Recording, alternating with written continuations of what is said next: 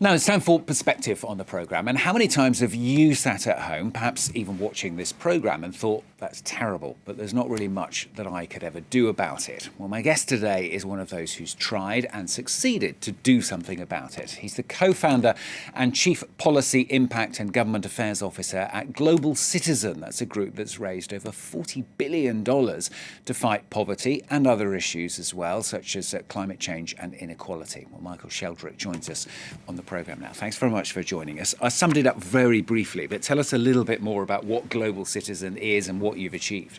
Yeah, well, thanks for having me on the programme. You know, Global Citizen, we were really founded on the premise that if you take issues like extreme poverty and climate change, these are inherently structural issues, right? Some estimates suggest to end extreme poverty, you need something like an additional $350 billion a year, which to viewers at home, that sounds like a lot of money. But when we put it in perspective, the US government 2 years ago approved $800 billion for its military, right? Just to put it in perspective. And so this really comes down to issues of priority and how we put it on the agenda of political leaders. And so Global Citizen was developed as a platform for ordinary citizens to raise their voice, take action, and recognizing that no amount of charity gala night dinners, as important as they are, is going to be enough to raise issues. And as you pointed out, through the tremendous work of our partners, we've seen over $40 billion committed and delivered over the last decade, which has helped impact the lives of some 1 billion people. But I do want to say impact doesn't happen in a vacuum, and we're proud that we've worked with some phenomenal NGOs, including here in France and across Europe. Our current campaign, Power Planet, is backed by 75 NGOs around the world. So it is always in partnership. And of course, coming back to the role of citizens, because we know without citizen-led accountability, there is no road to delivery. Yeah, I mean, it's obviously become an enormous thing, a massive thing.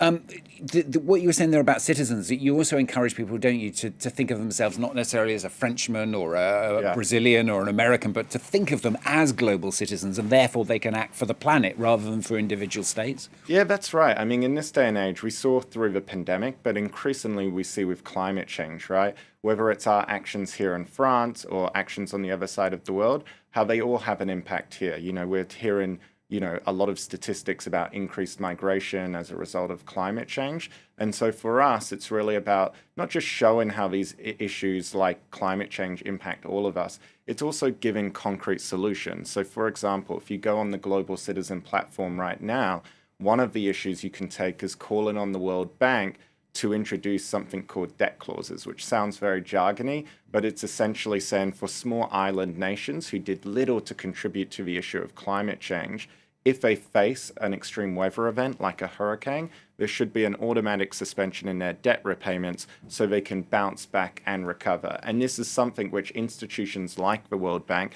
and even like the European Commission, who over the next few days we'll see if they step up, we've seen that they need to be responsive to pressure. If they're not hearing it from citizens, how can we expect them to step up? Because as much as we would like those in power to do the right thing, we know that with so many competing priorities, they need to be reminded of what's important. How do you conquer that fear, if that's the right word, of people, thinking, as I said at the top there, there's not much I can do about this?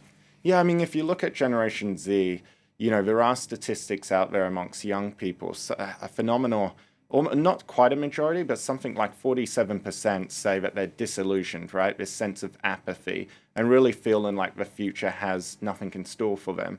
But you're also seeing this rise of interest in issues like climate change, in issues like extreme poverty, in issues like inequality, and also this rise in political engagement, right? People are actually aware that they need to be involved. The channel is how do you funnel that? And I've always believed that, people respond to hope, right? People respond, they're more likely to have their head in the sand if they don't think their actions are going to make a difference. And so what we've seen, through our campaigns, for instance, we've seen in 2021, when we were last here in France, we saw businesses and governments pledge to protect and reforest 157 million trees. Last year, we saw 77 million of those trees delivered upon, right?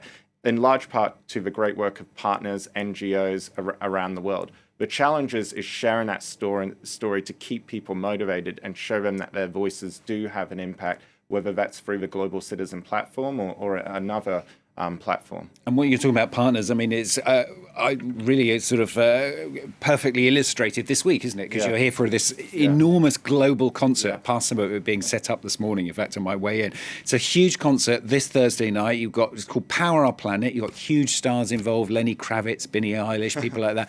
I mean, it's a massive way, isn't it, of kind of drawing people in and getting them involved?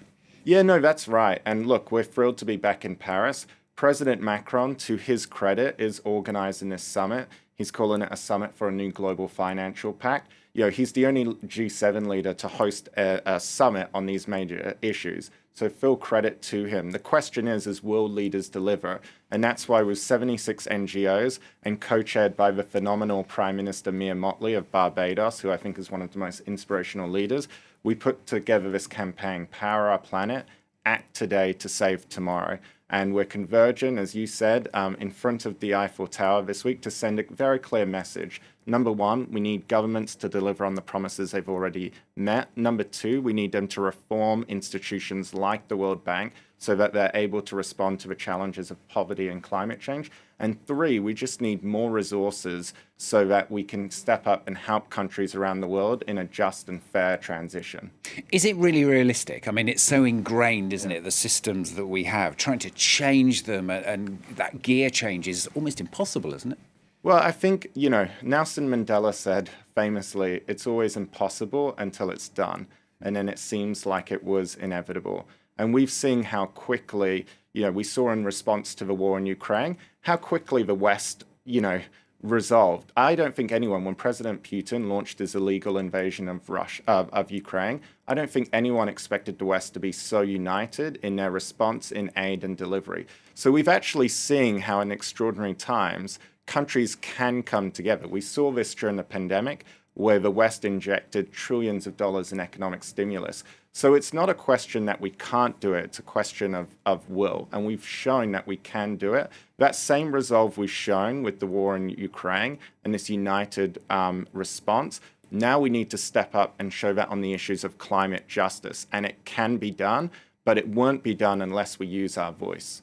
Lots of optimism. Thanks very much for coming in and telling us about it, telling us about the concert as well. Michael Sheldrick joining us from Global Citizen. Thanks very much. Thanks for having me.